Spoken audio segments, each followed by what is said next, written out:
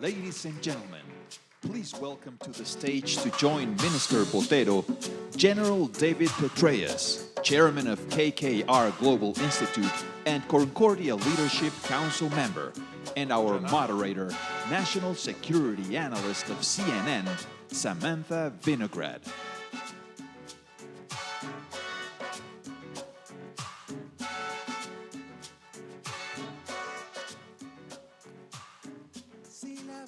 Good afternoon, everybody. We're here to talk about partnering for security and defense in the Americas, and I am joined by two men who embody that concept of partnership in everything that they do. Minister, thank you for your remarks. General Petraeus, it's good to see you here. The first place we met was Baghdad in 2007, so this is a much better setting. In Iraq. Yes, in Iraq. And you spent many years in Iraq and in Afghanistan working on counterinsurgency campaigns and on reconciliation. What lessons did you learn in Iraq and Afghanistan that are relevant to what Colombia is going through today? Well, I think there are several, but first let me just up front just say to Matt and Nick and Concordia, congratulations on an extraordinary gathering. When you think of who has been across this stage already today and who will go across, again, it's an unequaled critical mass of leaders and thinkers, and so this is once again a huge success. The second thing I want to say is that we not only learned from Iraq and Afghanistan, we learned from Colombia. And back when we had planned Colombia, and I see Ambassador Negroponte and others who were engaged in that at various capacities in Washington and here, we have enormous respect for the Colombian Armed Forces and for the Colombian Armed Forces leaders and country leaders over the years. And we sought to learn from what they did here.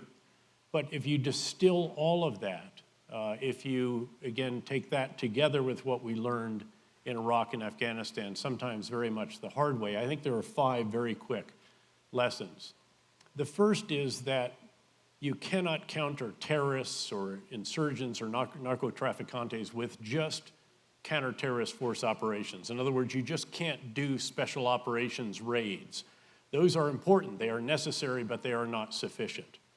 You have to have a comprehensive civil military campaign with all of the components that were present in the original plan in Colombia, in the surge in Iraq, or in the surge in Afghanistan. And that's not just military forces, because the second lesson is that security forces can achieve a foundation, but the way you solidify the foundation, the way you solidify the security gains, is by the civil aspects that are then brought to bear.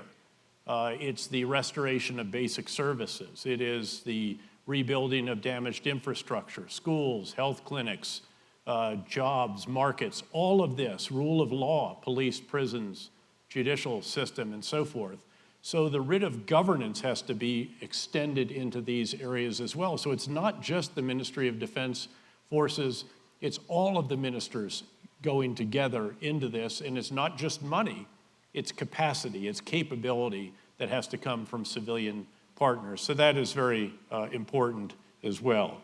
The third is that reconciliation is hugely important. You cannot kill or capture your way out of an industrial strength insurgency or problems such as we had in Iraq or such as Colombia had here. But even after you get reconciliation, you have to realize that there are still some irreconcilables. And the only action you can take against irreconcilables is to detain them, to capture them, to run them off, or if necessary, to kill them. And you can't lose sight of the need to do just that. Beyond that, you have to recognize that even if you get reconciliation, as has been the case here, as we did in Iraq with over 100,000 former Sunni insurgents and Shia militia reconciled, it actually costs more. There's not only no peace dividend, there is a peace cost.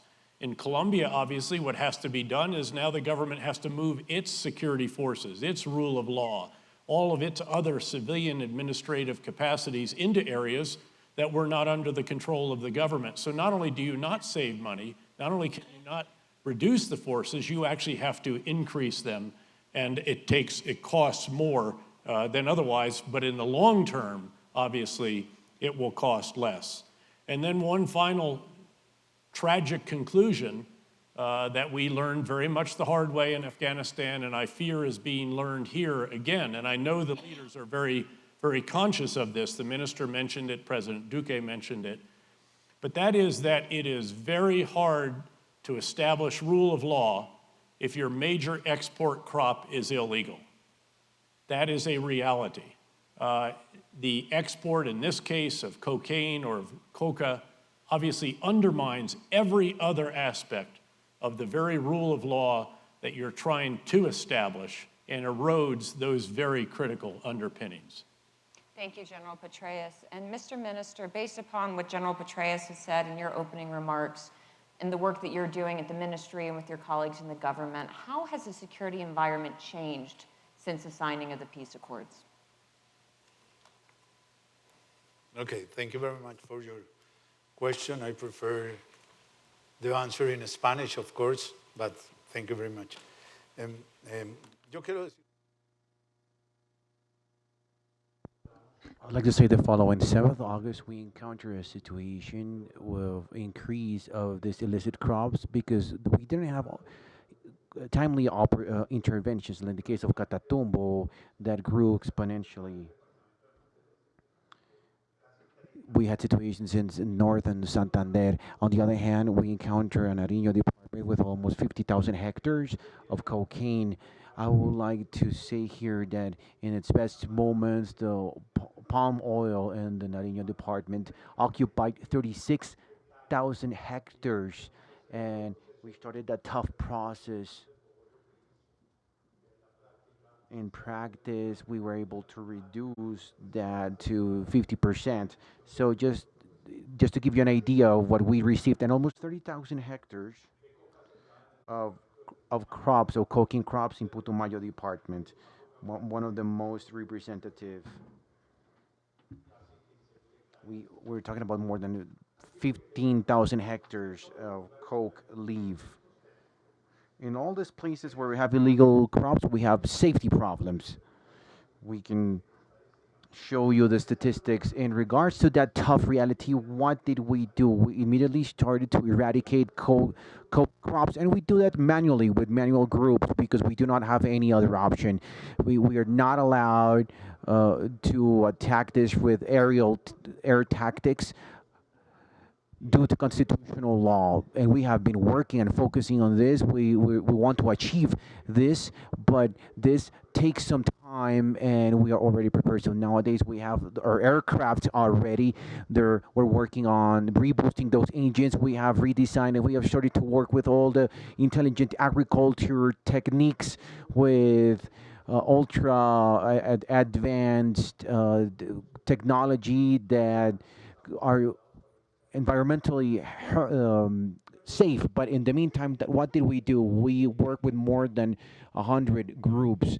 We went from 23 to 100 groups of manual eradication. From August to December, we were able to eradicate 31,500 hectares. From January 1st until August 6th, we had eradicated 21,000. So in less time, we were able to do more. So in this year, up till this date, we have completed 25,000 hectares of eradicated hectares. Now we have a goal from just the ministry.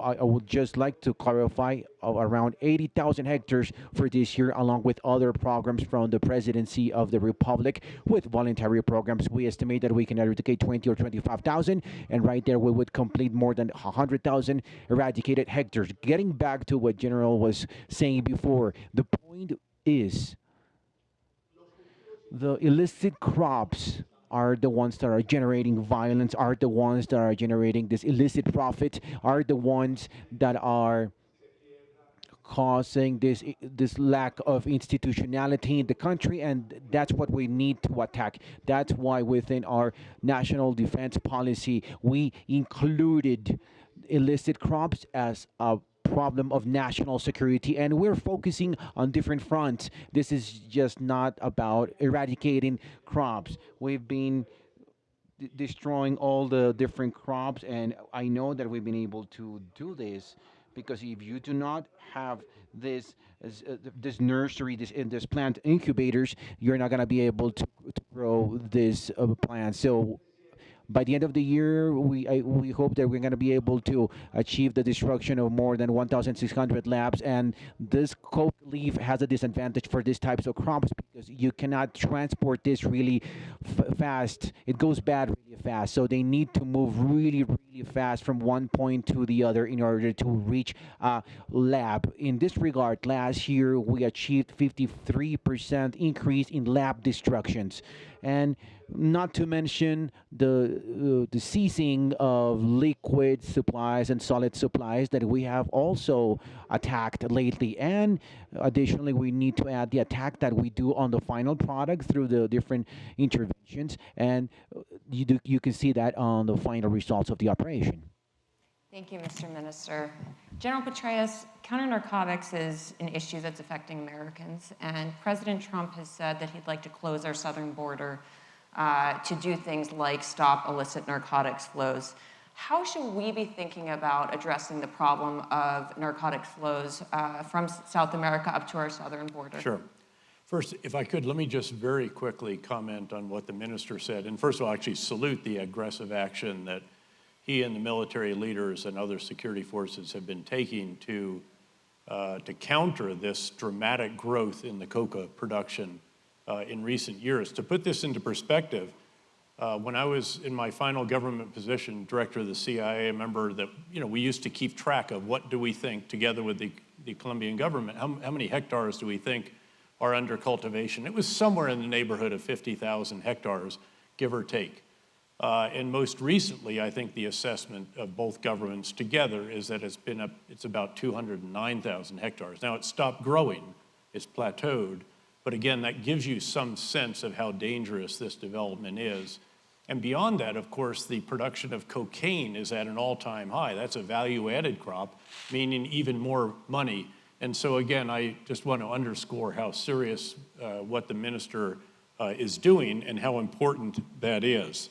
I would also just offer as a personal view that I believe that there are steps that can be taken, procedures that can be employed that can dramatically mitigate against the risks of the resumption of aerial spraying. I think that the government is quite seized with determining how to do that. And again, I personally see no other way to do this, again, especially given the casualties that the military takes when it is carrying out the eradication on the ground. And again, I hope that there can be a coming together of all of the different leaders in Colombia, recognizing the magnitude of the problem, the unavoidability of resuming some form of aerial spraying, and procedures for carrying that out that dramatically reduce the challenges, the threats that could pose to civilians on the ground. So, look, in thinking about counter-narcotics, just like thinking about countering insurgency, once again, you need a comprehensive civil-military campaign.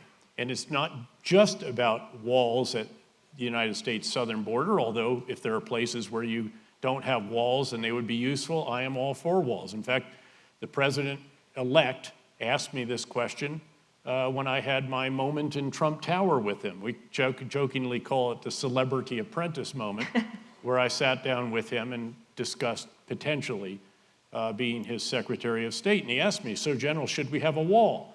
And I said, sure, we should have a wall. If there's a value for a wall, it's not already there and it might help, but if and only if it's part of a comprehensive overarching border security strategy.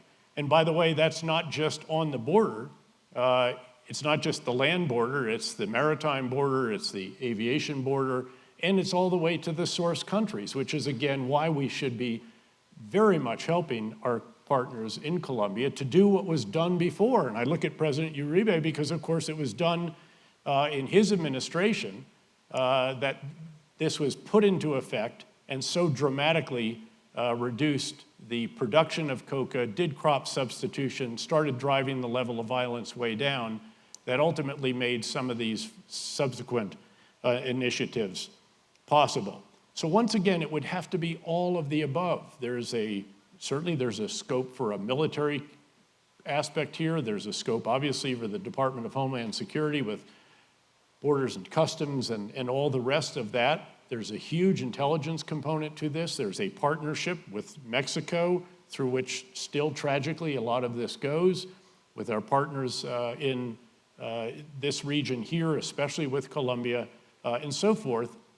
But it's got to be comprehensive. There's no single, again, there's no magic bullet that can be shot, and it by itself eliminates the problem. And by the way, as we've learned again here the hard way, and as we've learned in some other countries, if you take your eye off the bad guys, as we found in Iraq, when we pulled out all of our combat forces, 2 or 3 years later, all of a sudden, the bad guys reconstitute themselves. Now you have not Al-Qaeda in Iraq, but the Islamic State, and you then have to go back in.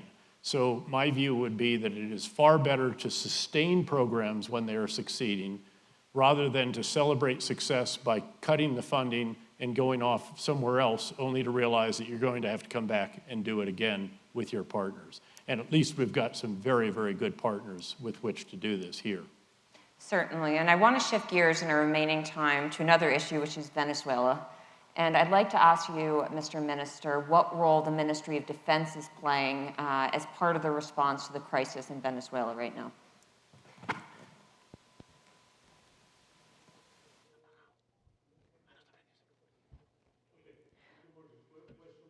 Muchas gracias por tu pregunta, pero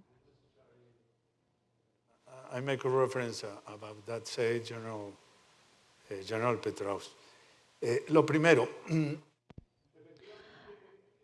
first, we did a reference when they retired from the CIA, and we can reduce the hectares. In 2013, we have 48,100 hectares.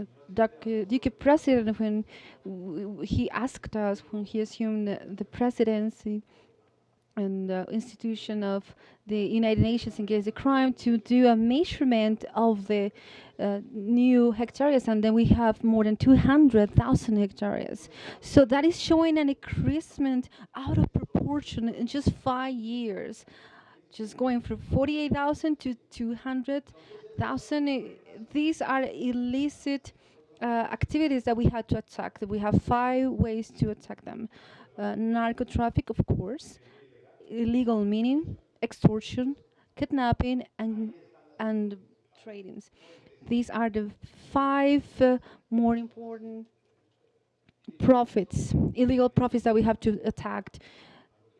And now something that it means for us, the manual eradication, something about that. I have to say that the Constitutional Court, for principles of we are trying to protect, we're going to try to avoid the fumigation of glyphosate, but we have some kind of effects that are really hard. In this year, we have 6 militaries that were killed in the process, manual eradication for the mining explosions, and also when civilian, we have 8 dead people in the first 4 months of this year. Also, we have more than 40 wounded persons, most of them with mutilations of the lower and the superior external.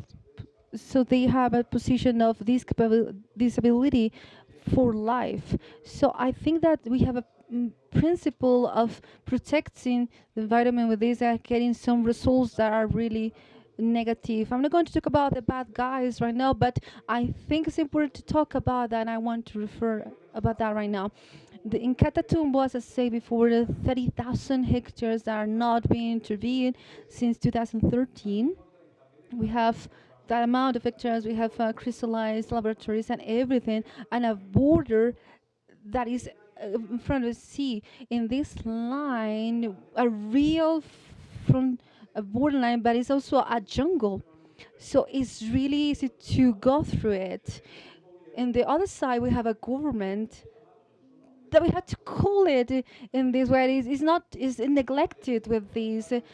They have different kind of corridors, military corridors. They have people from the government that has compromised the biggest connections of the South Command that are going from Venezuela, coming from Venezuela, and they are truly using all the Caribbean route, and they are going through the Central American countries for that route, and also for some, after some scales, they can find a way to go to Europe and other countries. That is the biggest problem that we have from the point of view of narcotics, this borderline with Venezuela.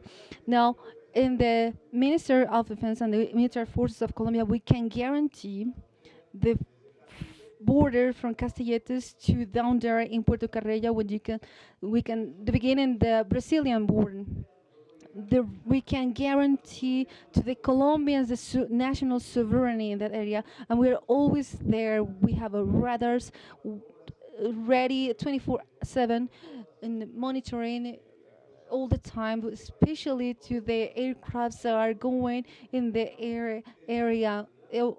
100% monitor with a huge economical efforts from the defense ministry, so we can accomplish this mission. And also we have enough capabilities to guarantee to the Colombians the sovereignty of our in Nicaragua, the same situation with Ecuador and Peru, and also Panama. With Peru, Ecuador, we have always a collaboration, a friendly relationship. We have a relationship with the ministers of defense of these countries, and the relationship is really close. We can guarantee to the Colombians the national sovereignty in that borders. Thank you, Mr. Minister. And just one last question for you, General Petraeus. Venezuela is an issue that we are cooperating with the Colombians and many other countries all around the world on. You have been in position of advising presidents whether and when to use military force. What conditions would lend themselves to perhaps pursuing a military option in Venezuela?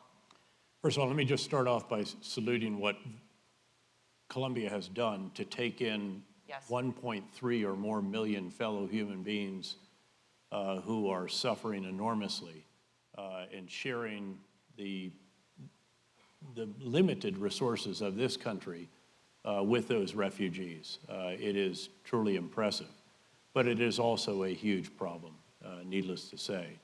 When it comes to military force, our leaders, understandably, I think, and rightly, have not taken that possibility off the table. Indeed, you know, the military leaders, what they get paid to do is to plan for any possible contingency. I'm confident that the U.S. military leaders and the leaders of Colombia's armed forces, who, by the way, have been very much on the offensive in the last few months, very impressively.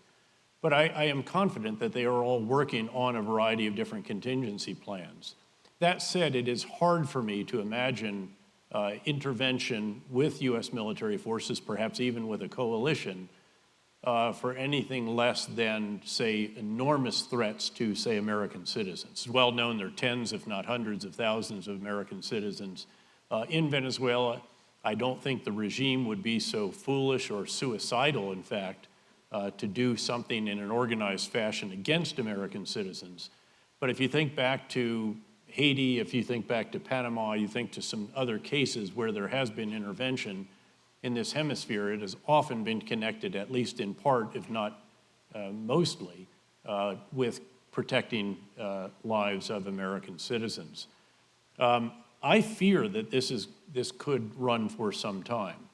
The challenge in understanding Venezuela is to understand that this is not Egypt. This is not where the Egyptian army can stand on the side of Tahrir Square and there's 1 million people and they decide on their own, let's not shoot at our own people anymore and we're going to let the president go down. He's going down, but we're going to step back, and whoever it is that then takes leadership, we will still be the Egyptian army and we'll still be allowed to keep our jobs and then to serve whoever is the new elected or selected leader of our country. That is not the case in Venezuela. The generals are part and parcel of a regime that is heavily involved in illegal narcotics trafficking and all kinds of other forms of corruption and illegal activity in their country. They are facilitating, tragically, the flow of coca and cocaine, obviously, from other countries nearby. And it's very hard to peel them away from Maduro because they see themselves in this with him. They are part of the regime. And so they fear that if he goes, they may likely go. It's conceivable that they could shove him aside but keep one of their own, so you would have a coup, but you still have a very, very barbaric, murderous, dictatorial regime that has run the economy of a country that has the greatest oil reserves in the world into the ground through sheer mismanagement and sheer corruption and criminal activity. But when it comes to intervening with force, I think, again, I understand the reluctance of those in the United States and perhaps elsewhere, given what that means, what the consequences are of the so-called Pottery House rules. You break it and you own it.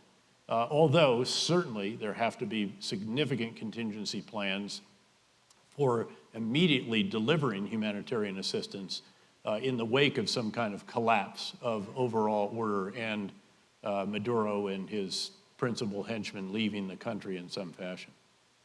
General Petraeus, Minister Botero, thank you both for what you've done to promote partnership in the Americas and for being here with us today. Thank you, Sam. Thank you. Thank you very much.